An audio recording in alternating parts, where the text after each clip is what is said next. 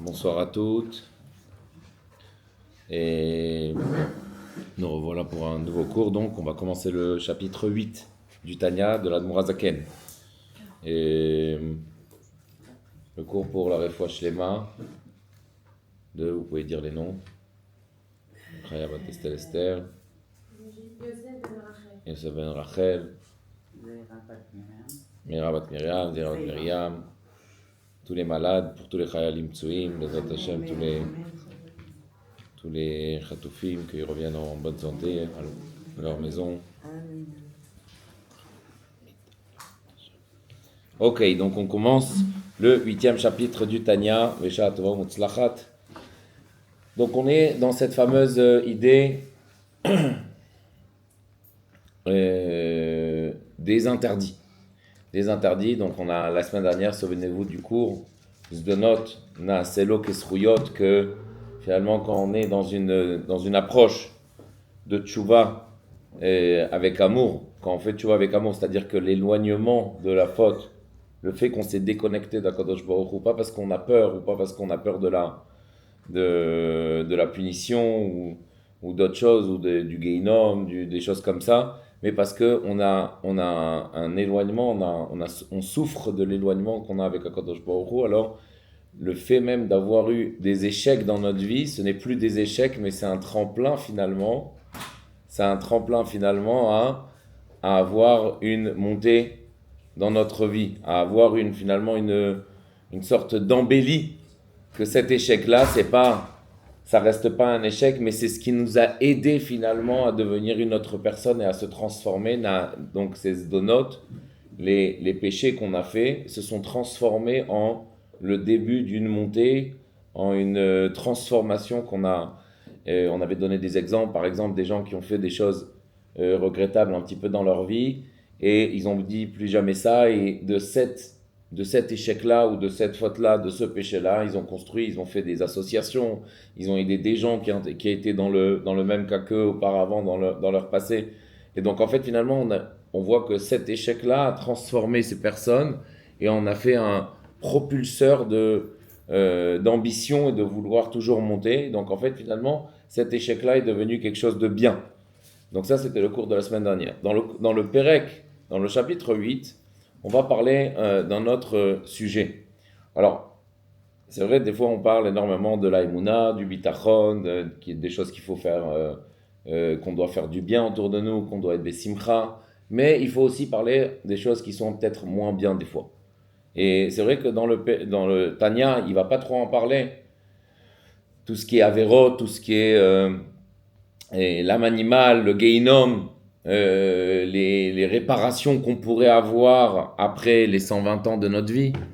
C'est des choses qui sont un peu dures à entendre des fois, mais il faut les entendre. Pourquoi ? Parce que ça existe quand même dans la Torah, et des fois ça fait réfléchir, et des fois ça fait même du bien. Et dans le 8e chapitre, on va parler d'une des fautes qui est la plus symbolique, dans le sens où c'est elle peut-être qui peut nous faire descendre, qui peut nous faire commencer, Chas v'Shalom, à avoir une descente spirituelle et à ne plus ressentir la divinité, à ne plus ressentir le fait que j'ai envie d'avancer dans mon judaïsme. C'est laquelle, on va en parler, c'est Ma'achalot Asurot. C'est le fait de ne pas manger kasher.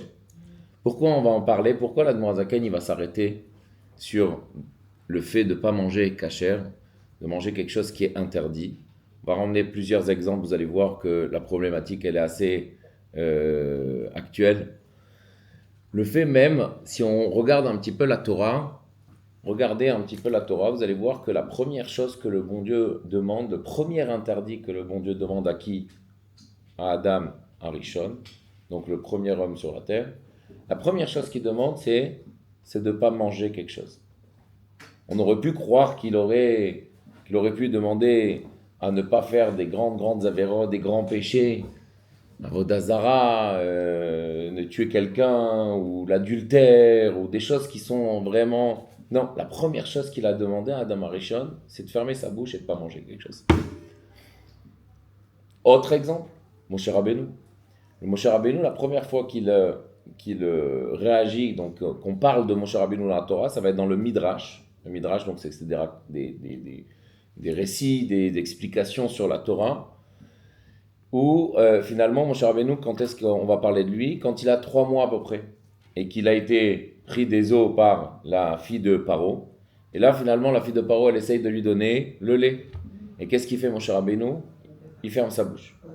Donc là, elle dit, bah, un petit enfant comme ça, comment il va manger s'il ne mange pas de moi? Et donc, elle a compris donc, que c'était un juif, que c'était du peuple hébreu. Et donc, elle a cherché, tant bien que mal, une mère, une femme juive, une femme hébreu qui pourrait lui donner du lait et qu'il puisse manger. Et pourquoi, en fait, finalement, la Torah, elle donne une importance à cet interdit-là plus qu'à un autre.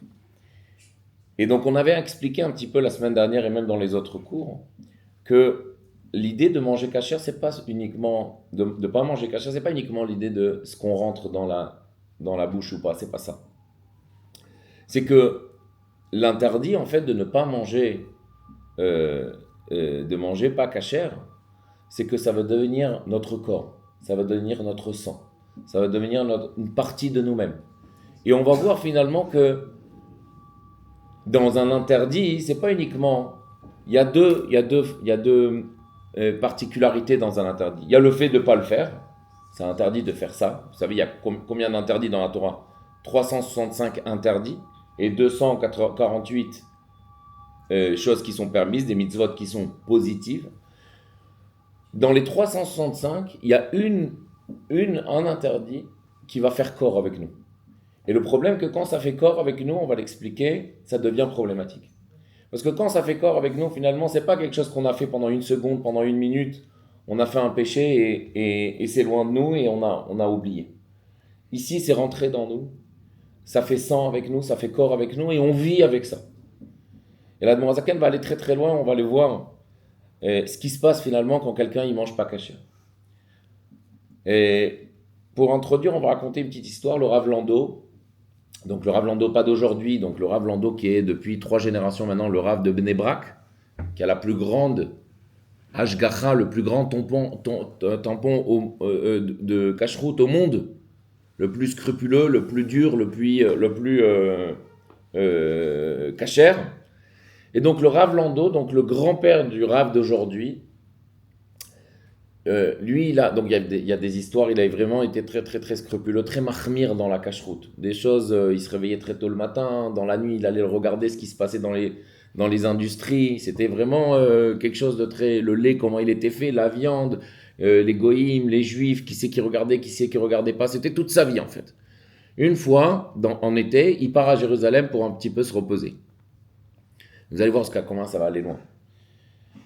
Il part à Jérusalem à Yerushalayim pour se reposer et là-bas, dès qu'il revient de Yerushalayim, donc il passe quelques jours, il revient à Yerushalayim à Bnei Brak, il appelle de suite à Bnei Brak le Chalban. Vous savez ce que c'est le Chalban?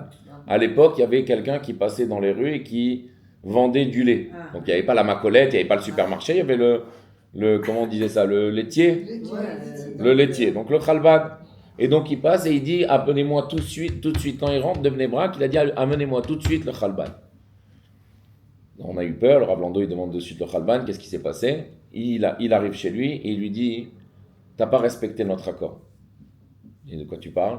Il dit, moi je t'ai donné de l'argent en plus pour que au moins moi dans ma maison, avant c'était très difficile, aujourd'hui c'est quelque chose de très courant, Chalav Israël, de suite on va en parler. Il dit, je t'ai donné de l'argent en plus tous les mois pour que mon lait au moins à moi, que quand tu vas le voir, quand tu vas le prendre, tu vas l'acheter pour l'emmener aux gens dans le quartier, que le mien au moins, tu vois, de la traite jusqu'à la mise en bouteille. Que ça soit vraiment Chalav Israël, que ça soit vu par un Israël depuis le début de la production, c'est-à-dire depuis la traite de la vache jusqu'à la mise en bouteille. Et il lui dit, ça t'as pas respecté.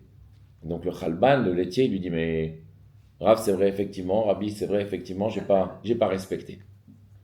Alors lui, il lui dit, mais comment le Rav, il a pu... Pourquoi il n'a pas respecté? Il n'a pas respecté, parce qu'il fallait se réveiller très tôt le matin, à 4h du matin, regarder la traite et prendre le lait. Lui, qu'est-ce qu'il faisait? Il prenait les bouteilles qui étaient déjà faites et il emmenait dans le quartier distribuer le lait.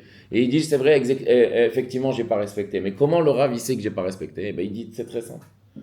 Il dit que quand j'étais à Yerushalayim, à Jérusalem, pendant ces quelques jours où j'étais en repos, ma tfila, ma prière, je sentais elle était fluide. J'avais beaucoup plus d'entrain et d'enthousiasme à prier. Et à Bnei Brak, ça ne se passe pas comme ça. Malgré tout le travail que j'ai autour, mais je ne sens pas que la tfila, elle s'envole. À Yerushalayim, c'était quelque chose de... Et à Yerushalayim, effectivement, j'avais du chalav, il y avait du lait là-bas qui était comme il faut.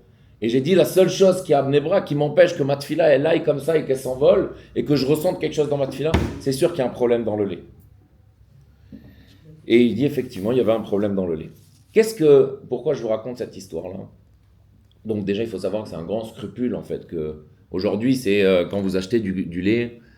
Alors le concept du lait, du chalav Israël, du lait qui est Israël, c'est que dans la halakha, le code de la loi juive, le lait qu'on boit, on ne peut pas boire de tous les laits. Le lait qu'on boit, il faut effectivement qu'il soit vu par un juif depuis la traite jusqu'à la mise en bouteille. Surveiller, regardez. Ok, donc pas de... Maintenant aujourd'hui, on se fie peut-être aux caméras, aux choses, non mais... À part ça, vous pouvez me poser la question, mais de toute façon, dans des industries où il n'y a que des vaches, il ne va pas y avoir un âne, il ne va pas y avoir un cheval qui va donner du lait, il n'y a que des vaches là-bas. Donc pourquoi il y a besoin? C'est comme ça. L'idée de chalav Israël, et c'est très très important, on va le voir de suite après, l'idée de boire du lait qui a été vu par un Israël, ça a une implication non seulement matérielle, parce que c'est du lait qui a été vu par un juif, mais ça a une implication aussi spirituelle dans notre neshama. Une fois, il y a quelqu'un qui a écrit au rabbi et qui a dit que son fils, il file du mauvais coton.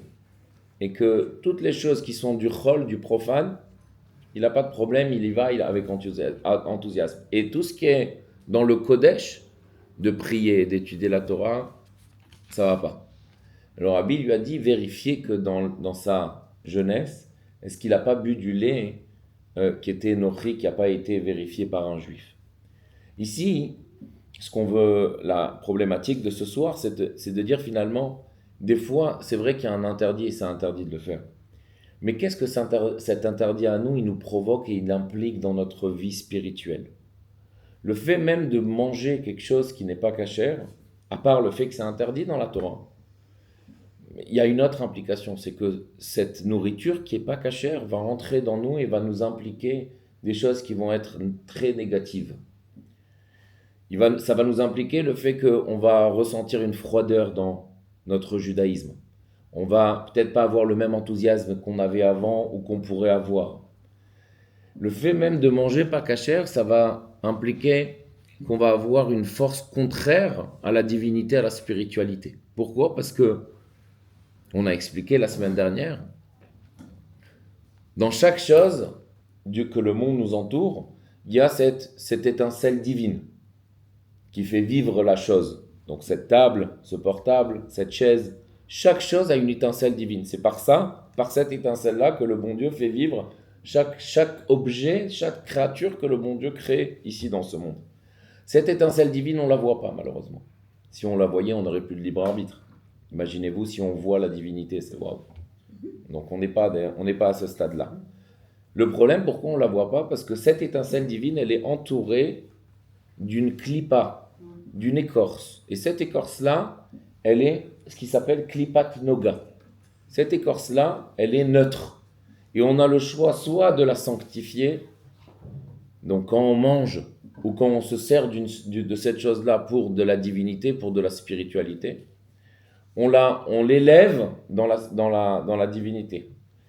Seulement, si on utilise des choses qui ne sont pas pour la spiritualité, pour la divinité d'une manière générale, alors finalement, cette neutralité-là, ce neutre-là, cette clipa, cette écorce qui est neutre, va se transformer en mal et va devenir ce qui s'appelle shalosh klipot atmeot, qu'on a dit aussi la semaine dernière, qui est les 3 écorces, les 3 forces du mal. Ces 3 forces du mal, on ne peut plus après les élever dans la sainteté. Où est-ce qu'on va voir ça principalement? Précisément dans la nourriture. Précisément dans la nourriture. Quand on a une nourriture qui n'est pas cachère, c'est pas simplement qu'elle n'est pas cachère parce que la Torah, elle a décidé que cette chose-là, c'était pas cachère. C'est que quand la Torah, elle a décidé que cette chose-là, elle n'était pas cachère, cette chose-là, elle appartient plus au domaine du neutre, de la klipat noga, du neutre. Elle appartient à ces trois forces du mal. Shalosh, klipot, atmeot, à ces trois écorces qui sont mal.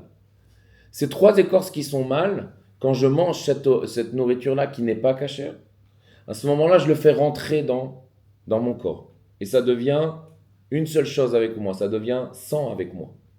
Et ce qui se passe, c'est que, en fait, ce mal-là va se développer dans mon corps. Et ce qui va faire qu'il va y avoir ici une itnagdout, une force contraire qui va se développer en moi, ou finalement des choses que j'aurais envie de faire dans mon service de Dieu, dans mon judaïsme, dans la Torah, dans les mitzvot. C'est à cause de cette nourriture-là, finalement, qui était complètement dans les trois forces du mal, dans les shalosh klipot atmeot, va, ici, chez moi, dans mon corps, va me créer une force contraire, une itnagdout. Neged, en hébreu, ça veut dire contre.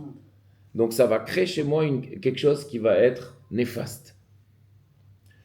Et c'est là, en fait, finalement, tout le problème. Alors, vous allez me poser la question, ici, quelque chose qui est cachère, c'est à quel domaine il appartient? Au neutre ou au bien? Donc, on revient à ce qu'on a dit juste avant. Quelque chose qui est cachère, ça appartient, tout ce qui nous entoure, si ce n'est pas des forces du mal, ça appartient au neutre. Quand on a quelque chose de cachère, alors on a la possibilité soit de l'élever, soit de le manger d'une manière très très grossière, de le manger que pour moi, de ne pas le manger pour Hachem, de pas le manger afin que ça m'aide pour mon service de Dieu, pour éduquer mes enfants et pour qu'il y ait un bon shalom bayit à la maison, ou pour la parnassa, ou pour d'autres choses, ou pour bien prier, ou pour bien étudier. Le fait même que ça soit cachère, c'est pas tout. C'est déjà bien. C'est déjà bien que ça soit cachère. Mais à part le fait que ça soit cachère, ça reste encore dans le neutre. Ici, l'idée, c'est de sanctifier ce qu'on est en train de faire. Ici, l'idée, c'est de prendre cette chose-là et d'avoir cette intention-là de vivre, l'ichyot imze, de vivre avec cette idée-là que chaque chose que je fais, ce n'est pas uniquement dans un intérêt personnel, mais dans un intérêt divin, spirituel. Le but étant de ce cours-là, je vous le rappelle, le but étant de ce cours-là, c'est pas simplement de faire ce qui est marqué dans la Torah. Le but étant dans ce cours-là, c'est de comment le faire. Souvenez-vous il y a 2 semaines, je vous renvoie au fond et la forme. Le problème de notre judaïsme, c'est pas le fond. Tout le monde veut faire du bien. Tout le monde veut être à un cours de Torah. Tout le monde veut faire Shabbat. Des fois, on a des obstacles qui nous empêchent d'eux. Mais finalement, on a tous une bonne volonté. Donc, on a tous un bon fond. L'idée, c'est comment le faire. Le Tanya, ici, c'est un livre de la forme. Parce que finalement, le problème actuel et contemporain du juif, c'est la forme de comment on fait les choses. Et comment on fait les choses, c'est ça ce qui va déranger la Admour HaZaken. Donc, dans notre chapitre 8, la forme, elle est très, très importante.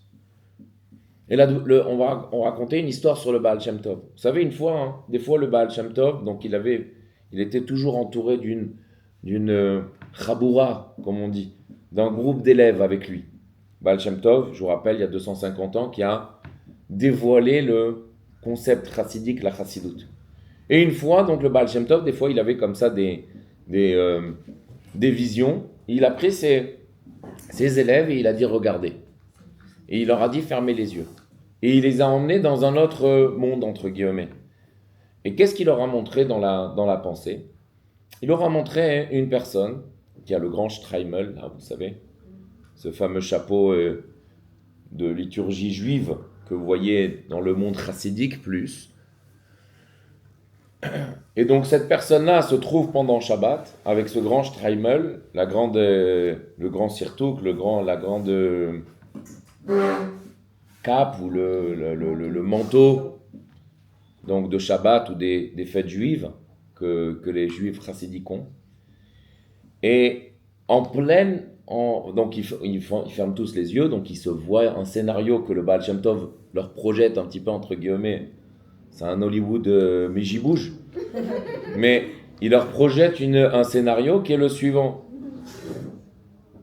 Il leur projette un scénario qui est le suivant. Cette personne donc, qui a le Streimel avec le manteau chassidique, on ne voit pas une personne, on voit un taureau. Et qu'est-ce qu'il est en train de... Donc un taureau avec un Streimel, qu'est-ce qu'il est en train de manger? Une viande rouge aussi, du taureau, de la vache. Et donc il dit, regardez, et vous voyez un Streimel, vous voyez un sirtouk, le manteau. Mais qu'est-ce que vous voyez? Vous voyez une personne ou vous voyez une vache? Vous voyez une vache qui est en train de manger une vache. Qu'est-ce que le Baal Shem Tov il a voulu dire dans cette idée-là? Cette personne-là, je vous promets qu'elle mangeait kasher dans le scénario de la pensée. Et mangeait pas kasher, elle mangeait peut-être lando ou badat Yerushalayim. L'idée ici, c'est pas le fond. L'idée ici, c'est pas qu'elle se place dans une belle table de Shabbat. C'est pourquoi elle le mange. C'est avec quel intérêt elle le mange. Est-ce qu'elle le mange avec une grossièreté, avec un référentiel qui est complètement personnel, ou avec un référentiel qui est divin et qui est d'Akadosh Baruch. L'idée ici, c'est pas tout de voir finalement qu'il y a un tampon qui est kasher. C'est déjà bien, mais on n'est pas encore une fois dans le fond. Faites bien la part des choses. On n'est pas ici dans le tampon kasher. On est ici dans la forme, de savoir exactement finalement, est-ce que ma nourriture kasher, donc qui est le fond, je le mange de la forme la plus divine et spirituelle possible, ou je vais la manger parce que j'ai faim maintenant, parce que j'ai envie d'encore plus, parce que j'ai envie de regoûter, j'ai envie de peut-être goûter ce plat-là, j'ai envie de reprendre de ce plat-là, j'ai envie d'avoir un bon dessert. Et là, finalement, on voit que de suite, que ici, le bon Dieu, il n'existe même pas dans ce scénario-là. C'est uniquement que par intérêt grossier et personnel de la personne. Alors vous allez me dire, mais Shabbat, il y a une mitzvah de manger, d'avoir plaisir de manger. Certes, il y a un plaisir, mais encore une fois, la forme. Comment ce plaisir, il s'exprime? Est-ce que ce plaisir, il s'exprime que pour mon ventre? Est-ce que ce plaisir-là, il s'exprime que pour une cause personnelle? Ou est-ce que ce plaisir-là, il dit parce que c'est la mitzvah de Shabbat, alors je vais honorer le Shabbat et je vais manger parce que c'est marqué. Et pas parce que j'ai envie de manger encore et encore et encore.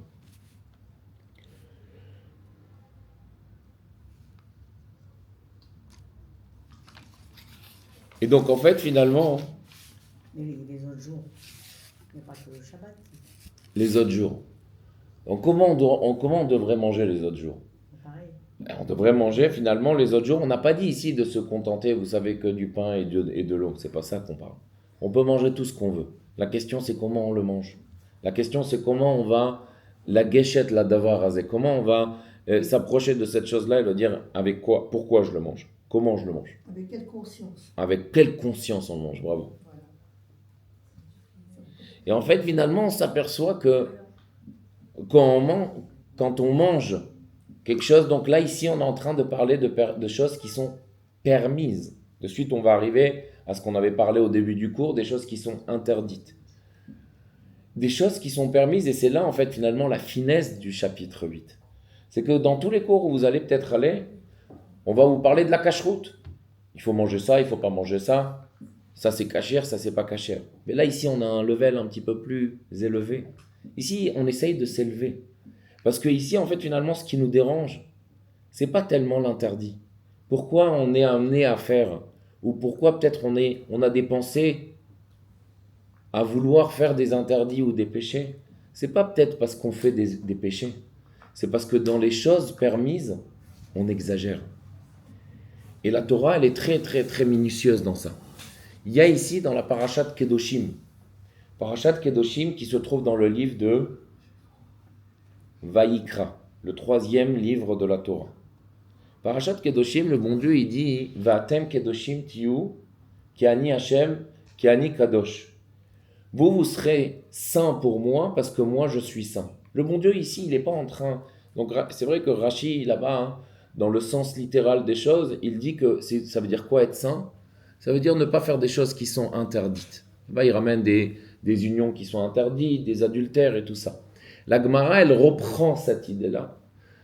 Et elle va dire dans la Gemara Yevamot, elle va dire Kadesh et atzmecha bemutar lach. C'est quoi Kadesh? Sanctifie-toi dans les choses qui sont permises pour toi. Il y a un code de la loi juive. Dans ce code-là, il y a des choses qui sont permises et des choses qui sont interdites. Il n'y a pas un code de la loi juive dans les choses qui sont permises de combien, jusqu'à combien on peut les faire. Où il n'y a pas une restriction de combien je peux manger, pas combien je peux manger. Où j'ai le droit d'aller dans les endroits qui sont permis. Si c'est permis, j'ai le droit d'aller, c'est tout, ça s'arrête là. Il n'y a pas de restriction dans ces choses-là. Ces restrictions-là, hein, c'est la personne qui se connaît le plus à lui-même. Pourquoi? Parce qu'on dit Karov, Adam et Adam Karov le'atzmo, l'homme, qui c'est qui se connaît le mieux? C'est nous-mêmes. Une personne ne va pas te dire ah je te connais mieux que toi-même. On connaît ses défauts, on connaît ses qualités. D'où viennent les défauts et d'où viennent les qualités? De la pensée de l'homme. On connaît exactement jusqu'à combien un défaut il peut aller, et on connaît exactement nous-mêmes jusqu'à combien une qualité elle peut aller. Il se peut qu'une personne elle nous dise toi tu as ce défaut-là ou toi tu as cette qualité, vrai, certes. Mais qui peut nous dire jusqu'à combien je peux aller à ce défaut-là en borderline, en limite? Et jusqu'à combien je peux aller dans cette qualité-là? Des fois, on fait une expérience, on a un fait divers dans notre vie, on se dit waouh, je savais même pas que j'étais capable de ça. Mais qui c'est qui se l'est prouvé? Qui c'est qui se l'est montré à nous-mêmes? Nous-mêmes. Et donc, en fait, finalement, Kadesh et Tatzmecha bemutarlach, l'idée, en fait, de se sanctifier, la Gemara, elle dit sanctifie-toi dans des choses qui sont permises. Le problème ici, de pourquoi une personne, elle va avoir des dachaf, comment on avait traduit ça, les dachaf? Pulsions.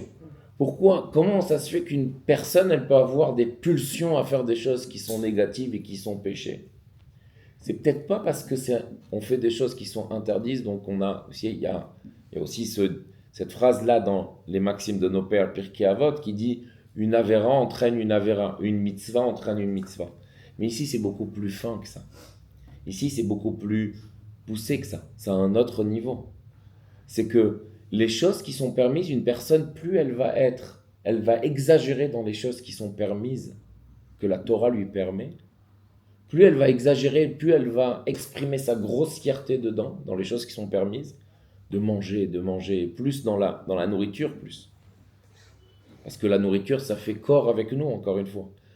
Plus cette personne-là, hein, elle va avoir de la grossièreté chez elle. Et elle va avoir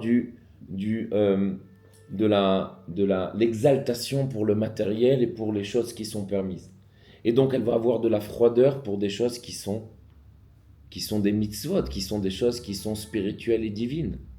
De la froideur? Pourquoi de la froideur? Parce que finalement, plus on va goûter pour nous-mêmes à des choses qui sont permises dans le monde, plus on va avoir moins d'entrain à prier. Plus on va vouloir que le Shabbat il se termine tôt pour aller sortir le soir. Plus on va vouloir que le cours de Torah, bon ça va, on a fait un quart d'heure, bon ça y est, on n'a pas besoin de refaire un cours dans la semaine. Ou la semaine prochaine, là je suis un petit peu fatigué. Toute cette froideur en fait finalement dans le service de Dieu, il va avoir, il est conséquence finalement de la sainteté que je vais apporter à des choses que le bon Dieu me permet. Vous comprenez? Kadesh et tatzmecha bemutarlach, ça veut dire quoi être saint? S-A-I-N-T. Pas saint, sainement. Être saint, ça veut dire être mouvdal, être séparé. C'est-à-dire qu'il y a des choses où je ne suis pas obligé de les faire, même si c'est permis. C'est une grande valeur.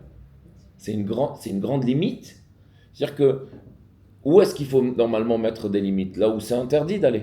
De toucher le feu, je vais me brûler, donc je me mets des limites par moi-même. Pourquoi? Pas par moi-même, parce que l'essence même du feu même, je sais que ça va me brûler. Donc c'est pas moi ici qui me mets des limites. La chose elle-même fait en sorte que la personne a une limite. Mais il y a des choses où de nous-mêmes, on est obligé de se mettre notre même. Même si c'est cachère, même si c'est permis, même si je sais que il n'y a pas de problème à faire ce genre de choses, mais je me mets une limite. Pourquoi? Parce que peut-être que j'en ai pas besoin. Peut-être que le groupe de WhatsApp, où il y a des infos en continu, mivzak, comme on dit en hébreu, chaque seconde, c'est permis ça. mais ô combien ça va me bourrer la tête, ô combien ça va me pourrir et ça va m'enlever, ça va me faire du bitulzman, ce qu'on appelle de la perte de temps. C'est permis de regarder tous ces groupes-là. C'est permis de savoir plus sur les informations et plus sur les informations. Il n'y a pas de... Mais ô combien c'est néfaste pour une personne. Ô combien c'est néfaste. Et la tête, elle est bourrée, on a mal à la tête, on n'a plus envie de rien faire. Et on n'a plus envie de... Et en fait, finalement, on arrive à un lassement qui est très très vite et qui devient malheureusement naturel chez nous. Ça, c'est cette idée de Kadesh et Atzmecha bemutar lach. Ici, l'Admor HaZaken, il dit en fait finalement la forme de comment je vais faire les choses, elle est très importante. Jusque-là, on a parlé des choses qui étaient permises. Sur ça, pour fermer la parenthèse... Excusez-moi, ça veut dire que même dans les choses permises, il faut avoir de la retenue. Exactement. Jusque-là, vous avez compris? Vous avez des questions sur ça? Si on en a une ou deux. Moi, j'ai une question. Oui. Est-ce que par rapport à la cache-route, est-ce qu'il y a une notion dans la Torah qui... Est-ce qu'on parle de genre, en gros, si c'est aussi pour se maîtriser? C'est-à-dire? On n'en parle pas. C'est-à-dire? Par exemple, hier, on t'a appelé, on était au cinéma, tu m'as dit, on n'a pas le droit de manger des pop-corn. C'était dur, il y avait 2h50 de film, j'avais très envie de les manger. Ok. Ouais, c'était une épreuve. Tu l'as laissé remonter? Non, on n'a pas mangé. Non, mais déjà, ça serait intéressant que tu nous... Tu vois ce que je veux dire? Ça serait intéressant que tu nous dises le ressenti après le cinéma. J'étais Que... fière de moi. Voilà. Ça, c'est très important. Vas-y, après, on continue. Parce qu'en vrai, s'il n'y avait pas eu Jackie, je les aurais mangés. Mais je vois que des gens barbus. Et pourquoi tu as téléphoné? Tu as eu un doute? Pourquoi c'est interdit? Je vais expliquer, de suite, je vais expliquer. Parce que c'était ouvert Shabbat. Mais c'est une machine à popcorn et je vois 12 perruques et... Juste, c'est une très très bonne question. J'allais le dire dans le cours. J'allais pas dire le nom, mais si déjà la personne est là, alors on en profite. Alors, déjà pour le côté un petit peu halachique des choses. Alors, au niveau des pop-corn, il y a les pop-corn au cinéma français, en France, et il y a le pop-corn au cinéma en Israël. Donc en France, ça va être interdit. Pourquoi? Parce que tout simplement pour les ingrédients qui sont là-bas. Alors c'est pas uniquement que du pop-corn, du maïs qui est soufflé. Il va y avoir là-bas, il peut y avoir, pour que le pop-corn soit meilleur, il va y avoir des additifs, comment on dit ça? Hein? Édulcorants, il va y avoir des couleurs, des trucs ça.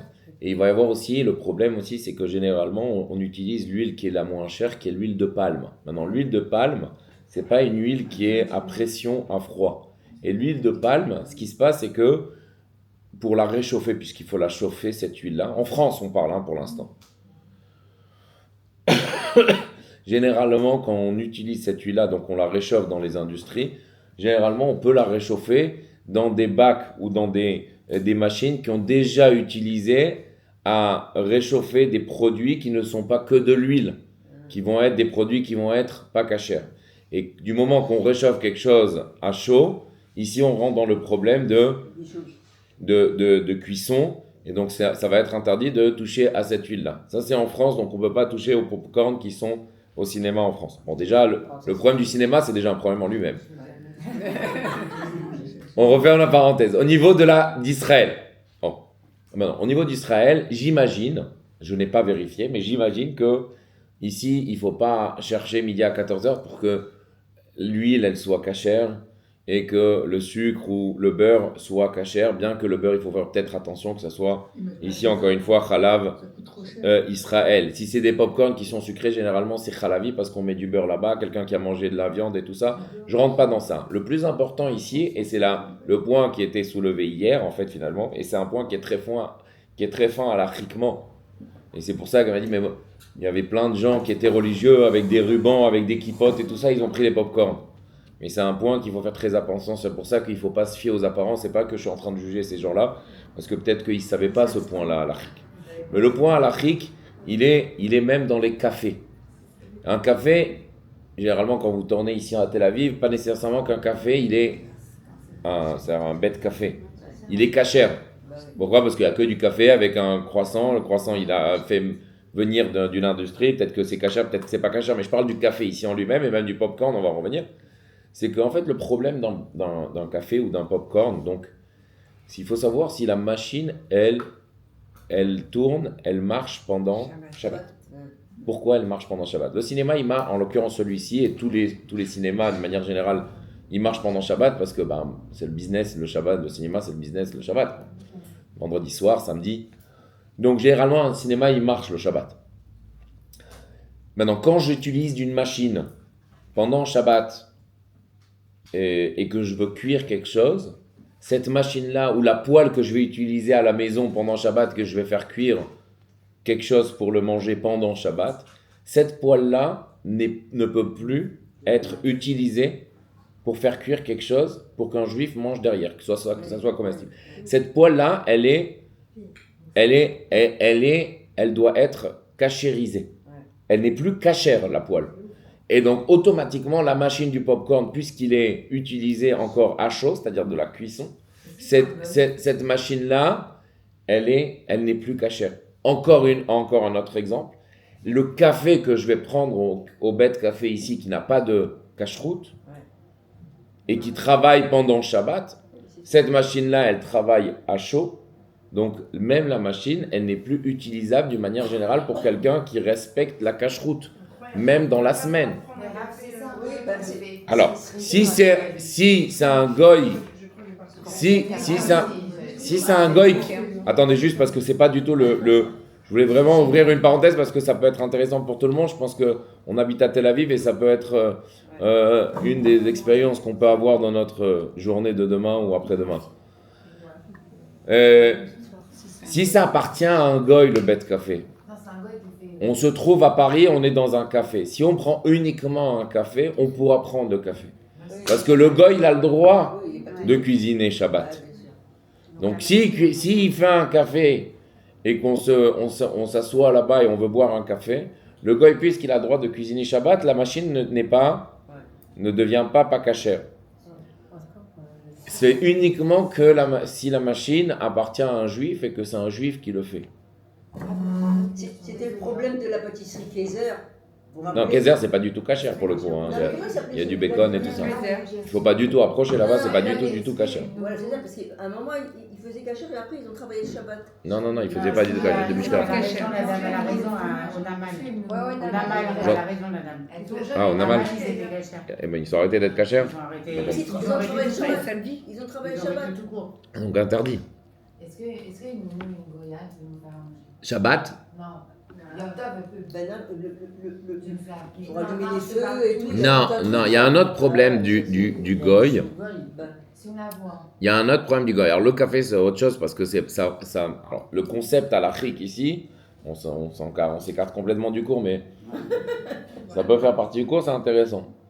Problème ici du concept à l'Afrique de la cuisson, c'est que la halakha va donner une notion, une règle qui est très importante. Est-ce que ça monte?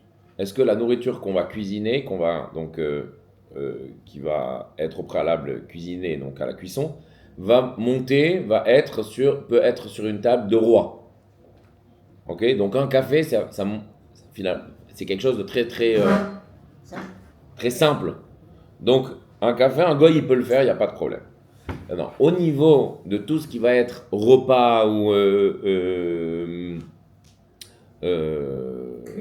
cuit, n'importe quel repas, n'importe quel mets cuit, on va rentrer dans ce qui s'appelle Bishul Israël. La cuisson, il faut qu'elle se fasse avec un juif.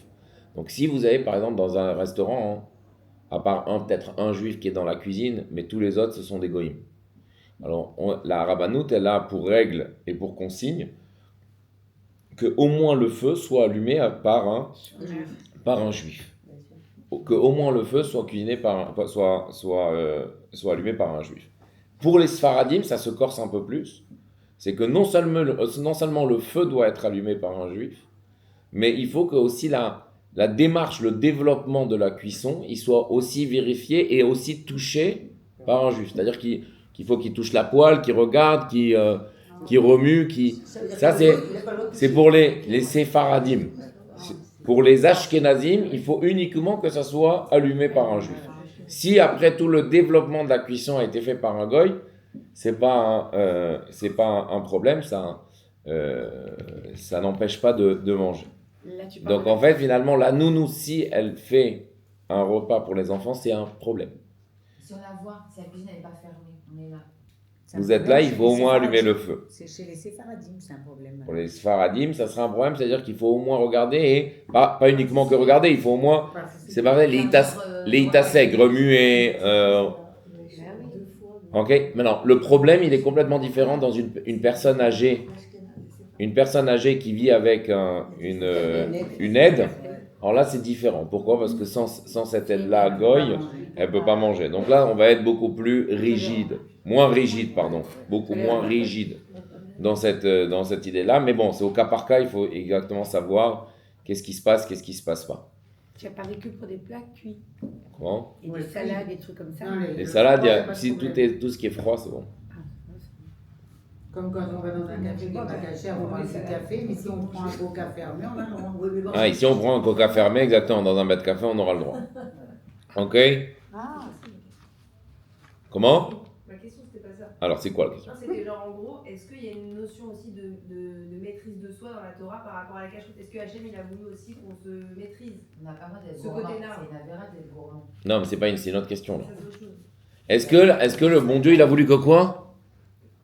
Qu'à travers la cacheroute, l'homme, il puisse se maîtriser. Ah, complètement. Est-ce qu'il le dit clairement ? Complètement. Est-ce que c'est dit clairement ? Oui, est-ce que Ah, dans la Torah, c'est les pas dit. règles- Là, dans la Torah, c'est pas dit clairement qu'il y a une maîtrise de soi par rapport à la cacheroute, mais dans tous les livres, le fait même, la première chose que la personne, de manière naturelle, elle a une envie ou elle a des pulsions, ça va être dans la nourriture, puisque c'est ça qui va faire survivre le corps. Donc, il va y avoir bien sûr une maîtrise de soi totale. Et ce qui peut aider aussi, c'est que plus on va savoir de loi dans la cacheroute, plus on va être informé, on va dire, bah, non, je peux pas là. Le fait même qu'on ait ce doute parce qu'on manque d'informations et de savoir dans la cacheroute, ben, on va plus être tenté à dire, bon, ça va, je le sais pas, c'est un doute, alors ça va, je peux y aller. Mais non. Même dans le doute, on n'a pas le droit de manger. Même dans le doute, on n'a pas le droit de manger. Et pourquoi ? Parce qu'en fait, finalement, cette chose-là, même si elle n'est pas cachère, donc elle rentre en nous et ça devient du mal qui rentre en nous finalement et qui devient sang et qui reste chez nous. Et la Morazaka, elle va aller beaucoup plus loin. Si cette personne-là, elle ne savait même pas que la chose qu'elle a mangée était pas cachère. Et qu'avec... Non, on l'a pas dit que c'était bon. Elle était persuadée que c'était cachère. Elle était persuadée que c'était cachère. Et c'était pas cachère. Et la Morazaka, elle va dire... Donc, et il a mangé pour Hachem. Il a mangé vraiment, il n'a pas mangé pour lui-même. Il n'a pas mangé avec un intérêt personnel, mais il a mangé pour les Shem Shamaim, pour le nom d'Hachem. Pour Hachem, pour lui donner des forces dans la Torah et dans le judaïsme. Et, juste 3 secondes, je termine. Et avec ça, il a prié. Et il a eu de la vitalité, il a eu de la force, de la chayout. Il n'a jamais vécu comme ça une tfila. Et il a pu étudier tout ça. Il dit, la tfila, cette tfila-là, elle ne monte pas. Et cette étude-là, ça va être une étude. Mais ça va pas avoir la même force d'étude que si une personne elle avait mangé au préalable. Et on parle ici d'une personne qui a mangé inconsciemment, c'est-à-dire qu'elle ne savait pas, Béchogeg ça s'appelle. Pour vous dire en fait finalement l'implication que les choses, que la nourriture qui n'est pas cachère peut avoir dans notre corps. Et c'est uniquement que la nourriture. Pourquoi ? Parce que c'est quelque chose, encore une fois, qui fait corps, qui s'intériorise chez nous. Et c'est pour ça que tout le 8e chapitre du Tanya va exclusivement parler de la nourriture qui n'est pas cachère. Jusqu'à combien on doit faire attention à ça ?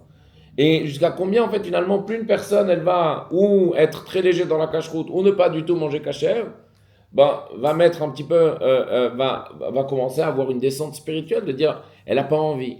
On raconte ça au nom du Rambam, je ne sais pas si c'est le Rambam, c'est à vérifier. En tout cas, moi, j'ai toujours entendu au nom du Rambam. Une fois, il y a une personne, un homme qui a voulu savoir qu'est-ce que véritablement c'était la résurrection des morts. Ce qu'on dit dans la Hamida, Triat, Ametim, Baruch Ata Hashem, Mechaye Ametim. On dit celui qui ne croit pas à la résurrection des morts, il n'a pas de part dans le Olam Haba. Pourquoi? Parce que c'est un concept qui est irrationnel quand même. On dit quoi? Que les morts ils vont revenir comme ça? Oui, le bon Dieu il peut tout faire, il est omnipotent, il peut tout faire. Donc la résurrection des morts. Et une fois il y a quelqu'un qui est venu chez le Rambam, donc on est il y a 1200 ans, après je suis avec vous, 1200 ans. Et il a demandé, Rabbi, je voudrais avoir la signification de la résurrection des morts. Écoutez bien ce que Rambam il lui a dit si c'est le Rambam. La première question qu'il lui a posée, Rambam il a dit, est-ce que tu manges kasher? Il lui a dit des fois oui, des fois non. Il a dit, même si je t'explique, tu ne comprendras pas le concept irrationnel de la résurrection des morts. Parce que c'est irrationnel, c'est pas logique. Que les morts ils revivent comme ça, quand Mashiach il va venir. Le fait même de ne pas manger kasher nous rend opaque malheureusement à la compréhension même de la Torah et à l'envie de réaliser la Torah et de se rapprocher, d'avoir une connexion avec HaKadosh Baruch Hu. Pour vous dire, d'où l'idée de faire très très attention dans les théoudot, dans les restaurants, dans les hôtels, à la maison, dans les légumes ici en Israël. Vous savez, en Israël, ici, il faut acheter des légumes et des fruits qui sont exclusivement dans des endroits qui ont une théouda. Ce n'est pas les mêmes fruits et les légumes qu'on peut acheter en France ou en Amérique. Ça n'a rien à voir. Ici, les légumes et les fruits qui poussent ici en Israël, ils ont une sainteté spéciale qui empêche de les manger comme ça directement, et on est obligé à l'industrie des fruits et légumes de prélever une part de la culture des fruits et des légumes pour pouvoir le manger. Si on ingurgite un légume ou un fruit qu'on n'a pas acheté dans un endroit où il n'y a pas de cache-route, on est en train de manger pas cachère, comme des choses que vous avez dans la tête qui ne sont pas du tout cachères.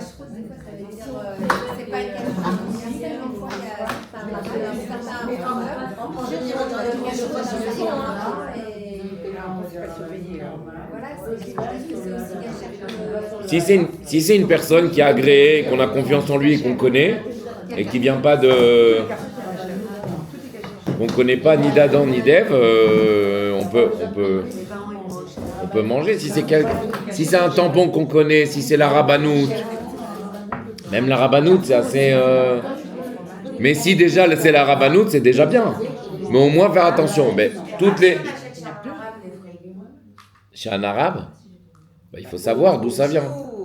Généralement, c'est pas cachère. Les fruits et les légumes, il faut faire ici très attention. De la même manière, si vous allez dans un supermarché, généralement, qui a une franchise d'un grand groupe, comme Mega, comme Victory, comme Osherad, tout ça c'est cachère, il n'y a aucun problème. À un PM, je ne peux pas vous dire si c'est cachère ou pas. Il n'y a pas de Théouda là-bas. Et même à un Super Yoda. Il est ouvert Shabbat. Oui, non mais il y a le fait qu'il soit ouvert Shabbat et il y a le fait qu'il emmène d'un primeur qui est cachère, où il y a une Théouda. Donc on ferme la parenthèse sur ça, c'était le point halachique de la soirée. Il y avait une autre question, je crois. Pour revenir aux jeunes qui n'arrivent pas à se diriger vers le Kadosh parce qu'il a bu du lait jeune et qu'il n'était pas surveillé Halal Israël. Comment réparer? Parce que c'est quand il était enfant. Bien fait, c'est une très bonne question. S'il continue quand il est grand. Mais d'où il Non, on parle dans le cas qui ne continue pas. Alors juste pour répondre à cette question-là, et après on... C'est ses parents qui demandaient au rabbi. Mais c'est pas lui. Non, mais évidemment qu'à la maison, maintenant c'est... À la maison, mais dehors, s'il s'éloigne de la Torah... Alors, on parle d'une histoire où finalement l'enfant il mange cachère maintenant et... Ah, d'accord, ok. Et la semaine dernière, à la fin du cours, on avait dit qu'il y a plusieurs personnes qui ont demandé une réparation, un tikkun au rabbi sur plusieurs choses.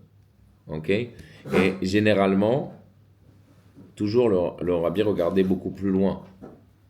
Dans la réparation, c'était pas uniquement une réparation qui était très personnelle ou avec des sgoulottes ou avec des choses à faire un peu bizarres et tout ça, même s'il y en a, ça existe. Et toujours le rabbi prenait le cas d'influencer un autre juif. Et il disait, la réparation de votre faute là, c'est d'influencer un autre juif sur le fait qu'il arrête de manger du lait qui n'est pas chameau.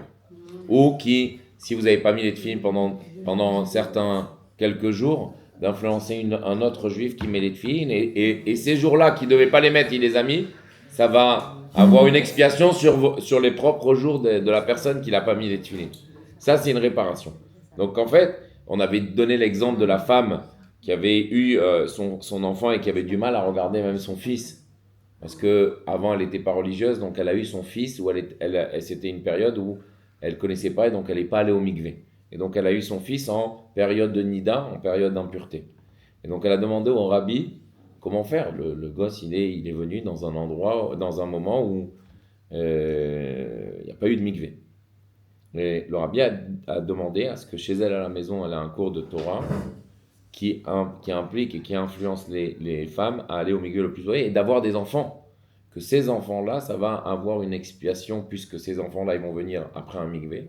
Donc dans la pureté, la pureté familiale, dans la tahara. Ces enfants-là, ils vont expier à cet enfant-là qui n'est pas venu qui est venu dans la nida malheureusement.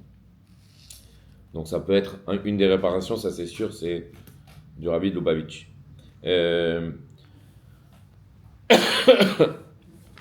Donc on revient au cours.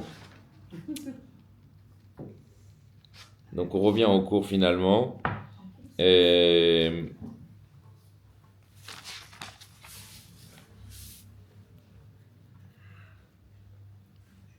Donc on a donc des choses qui étaient, donc on a parlé des choses qui étaient permises. Maintenant on va parler de manière très succincte et on va terminer comme ça le cours avec les choses qui sont interdites.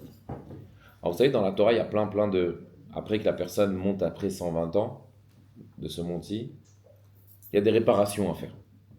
Alors, c'est un fait, c'est dans la Torah, ce qui s'appelle des fois le Gehinam. Le Gehinam qu'on traduit en français par l'enfer. Alors, je ne sais pas ce que ça veut dire en français d'une manière très très littérale, mais comme ça on le traduit. Alors toutes ces réparations-là, c'est pas anodin. Toutes ces réparations-là, c'est pas une personne, elle va vivre en enfer après 120 ans toute sa vie. Non. Elle est un petit peu, si elle a fait, en tout cas, oui, elle a fait des péchés et qu'elle n'a pas fait encore tchouva, cette personne-là, elle va être pendant un certain temps dans ce Gehinam-là pour réparer les fautes. Alors, ce qui va s'appeler, par exemple, Chibuta Kever ou Kafakela. C'est plusieurs sortes de Gehinam. Alors, ça me dérange, moi, d'en parler parce que dans la Chassidut Chabad, on n'en parle pas du tout. La seule fois où on en parle, et l'Admor HaZaken nous en parlait, c'est parce qu'il donne une vérité, un fait, parce qu'en fait, il faut en parler, parce que la nourriture, ici, a une implication directe. Et l'Admor HaZaken donc dit que pour réparer les nourritures qu'on a ingurgitées qui n'étaient pas cachères, on va devoir passer par ces réparations-là. Chibuta Kever, Kafakela. Si on prend la Neshama, j'ai même peut-être presque peur d'en parler, honte d'en parler, mais on prend la Neshama et on va la secouer comme ça, comme une balle de ping-pong, pour l'enlever et la laver de toutes les péchés, toutes les choses mal qu'elle a pu faire et toutes les ma'achalot asorot, toutes les choses pas cachères qu'elle a mangées. Il y a Chibuta Kever aussi, bref. C'est d'autres choses. Tout ça pour vous dire pourquoi je vous en parle, c'est pas pour faire peur, c'est pour vous donner en fait finalement l'idée que ça existe dans la Torah. Ça existe dans la Torah, c'est un fait. Ça existe dans la Torah. Après 120 ans, il y a un jugement qui est fait de la personne, des mérites et des choses qu'on a fait qui sont moins bien. Et selon le jugement, il y a des réparations qui sont faites de la Neshama pour qu'elle rentre au Gan Eden et qu'elle soit complètement lavée et pure à 100%. Donc, par rapport à ces choses qui sont interdites, de ces ma'achalot, donc de cette nourriture qui est interdite, et les choses qui sont interdites qu'on est en train de manger malheureusement, c'est pour ça qu'il faut faire très très attention à la cache-route. Ces trois clipotes, ces trois forces du mal vont rentrer dans nous et vont créer finalement du mal en nous. Même si on a la meilleure volonté, même si on est le plus grand religieux, même si on a l'habitude de faire des choses qu'on fait en mitzvot et en Torah et tout ça, le fait même de ne pas avoir eu la présence d'esprit de vérifier si c'était cachère ou pas cachère, d'aller dans un endroit où peut-être qu'on n'a pas tellement bien vérifié et qu'il s'avère qu'on a mangé quelque chose qui n'était pas cachère, va se développer dans le corps un obstacle un obstacle et une force contraire à vouloir se rapprocher, à avoir une connexion avec Akadosh Baruch Hu. Et ça, pour l'instant, on s'arrête là dans le 8e chapitre, puisqu'après, il va développer un peu plus cette idée-là. Le chapitre 8, c'est un chapitre qui fait un petit peu peur, mais qui nous donne une perspective aussi des faits qui sont marqués dans la Torah, et que même si c'est pas le plus grand péché de manger et de ne pas manger kasher, mais c'est un péché qui malheureusement va engendrer d'autres péchés beaucoup plus forts que si on avait fait un autre péché peut-être. Pourquoi ? Parce que du moment que ça rentre chez nous, ça nous donne de la vitalité à faire d'autres péchés, malheureusement. Et c'est ça toute l'idée du pas kasher. Et on va terminer par une histoire. Même si on n'est pas à Yom Kippour, on a de beaux jours avant Yom Kippour, mais cette idée-là du Kol Nidré. Vous savez, le Kol Nidré, on en parle et on en reparle, c'est la prière d'introduction de Yom Kippour. Le Kol Nidré, c'est juste un acte qui est juridique un petit peu. Le Kol Nidré, on ouvre les Sefer Torah, chacun prend le Sefer Torah. Et c'est un acte juridique où on demande à Kadosh Baruch Hu d'enlever tous nos vœux, celui qui n'a pas fait donc l'annulation des vœux, d'enlever tous nos vœux, toutes nos choses qu'on a pris par inadvertance ou par advertance, qui nous enlèvent pour la nouvelle année et qu'on repart propre. Il y a une explication dans ce Kol Nidré qui va beaucoup plus loin que ça, et que c'est peut-être ici l'idée. L'idée du Kol Nidré, vous savez, c'est une plus particulièrement dans les communautés ashkénazes, c'est une prière qui est dite et généralement toute l'assemblée pleure. C'est une prière qui est très très très commémorative. Mais si on regarde un petit peu, c'est quoi ? C'est uniquement qu'un acte qui est juridique, c'est enlever les vœux, l'annulation des vœux. Vous avez vu quelqu'un, vous, qui fait Mechirat Hametz, la vente du Hametz, qui est en train de pleurer ? Il n'y a rien d'extraordinaire. Ici, on ne parle pas d'amour d'Hachem, on ne parle pas de la foi, de la confiance, de la crainte, de Vaftal et les Rachakamo. Il n'y a rien de... C'est vraiment des mots qui sont très, très, très terre à terre, très techniques dans l'annulation des vœux. Et pourtant, c'est quelque chose de... C'est devenu finalement un point culminant dans le Yom Kippour d'un juif. Et la Chassidoute prend cette idée-là du Kol Nidré et l'emmène complètement dans un autre univers. Mais comment enlever les vœux Comment on enlève les vœux ? Mais pourquoi on va enlever les vœux ? Des fois, on a dit oui, je vais aller là-bas, ou je vais acheter ça, ou je vais te faire ça. Et on n'a pas dit Bli Neder. On n'a pas dit.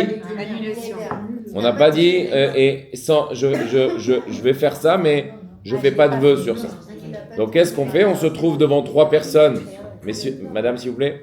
On se trouve devant 3 personnes qui fait acte de tribunal. Et Atarat Nedarim, annulation des vœux. Et donc on dit, tous les vœux que j'ai faits, à part advertance ou par inadvertance, que j'ai voulu ou que j'ai pas voulu, qui étaient dans la Torah ou qui n'étaient pas dans la Torah, je décide aujourd'hui de les annuler. Et là, les 3 personnes disent un texte et qui permet d'annuler ces vœux-là. Donc le Kol Nidré que j'ai pas tenu. T'as pas respecté. Donc la Chassidoute prend cette idée-là du Kol Nidré et l'emmène beaucoup plus loin. Chassidoute va dire c'est quoi le Kol Nidré ? En fait, finalement, pourquoi on pleure dans cette fila-là, dans cette prière-là ? Ce Kol Nidré-là, on demande à Kadosh Baruch Hu, on supplie à Kadosh Baruch Hu qu'Akadosh Baruch Hu il nous enlève toutes ces mauvaises choses qu'on a fait dans l'année, et qu'à cause de ces mauvaises choses, à cause de ces mauvais péchés, à cause de ces choses pas cachères qu'on a mangées, toutes ces choses-là finalement qui n'ont pas été bien, peut-être que je les ai fait par inadvertance ou peut-être même par advertance. On demande à Kadosh Baruch Hu avec la plus grande sincérité que le bon Dieu il nous enlève tous ces péchés-là pour avoir beaucoup plus de facilité à se connecter avec Hachem. Parce qu'en fait, qu'est-ce qui nous dérange ? Qu'est-ce qui nous empêche d'être un peu plus, de monter de level dans notre service de Dieu et dans notre judaïsme ? D'être une autre personne et d'être une meilleure personne. Et spirituellement et matériellement et avec autrui. C'est le fait qu'il y ait cette règle-là dans la Torah que Avera, Goreret Avera. C'est pas finalement que j'ai fait un péché. On peut faire tchouva, certes, mais quelqu'un qui n'a pas fait tchouva, quelqu'un qui n'a pas eu cet esprit finalement de dire oui, non, je reviens et je prends la bonne décision de faire les bonnes choses. C'est que finalement, ce péché-là, cette transgression-là, va spirituellement m'impliquer. C'est pas uniquement que j'ai fait ce péché, c'est que ça va m'interdire à moi-même de vouloir faire peut-être plus de bien. Et ça va me permettre, malheureusement, de vouloir faire plus de transgressions, plus de mal, entre guillemets, plus des choses qui sont mal. Ces choses-là, en fait, le Kol Nidre, ça vient demander à Hachem de dire, enlève-nous toutes ces choses-là qui m'empêchent de te connecter à toi. Enlève-nous toutes ces choses-là qui m'empêchent d'avoir cette connexion, cette proximité. Enlève-moi cet éloignement avec toi pour que cette année-là, ça soit une autre année. Ça, c'est le Kol Nidre. C'est pas uniquement que des vœux. C'est en fait, finalement, enlève-moi toutes ces choses qui salissent un petit peu le diamant que j'ai en moi et qui permet de me dévoiler. Et ça, c'est le pouvoir de la tchouva. Le pouvoir de la tchouva, c'est de dire, de prendre, en fait, c'est une remise en question, de dire, pourquoi je suis arrivé à cet état-là? Pourquoi, finalement, avant, j'étais mieux, maintenant, je suis moins bien? Et la personne, elle est en train de prendre conscience, finalement, que quand on a commencé à faire une transgression, on a commencé à faire un péché, le problème, c'est qu'on prend goût de ça. On prend goût à ça. Et le plus grave, c'est que ça devient même par inadvertance. Ça veut dire qu'on le fait d'une manière naturelle et automatique. Et donc là, hein, le Admorazakan, dans le 8e chapitre, on termine par ça, c'est qu'il veut nous prendre garde à dire finalement comment on fait les mitzvot, comment on va manger, comment on va faire des choses qui paraissent tellement banales de la vie de tous les jours. Est-ce que le référentiel c'est Akadosh Baruch Hu, ou est-ce qu'on va manger pour Hachem ou on va manger pour nous-mêmes? Donc la forme de la chose. Donc terminer par le cours de faire attention à ce qu'on rentre dans la bouche et aussi peut-être faire attention à ce qu'on sort de la bouche.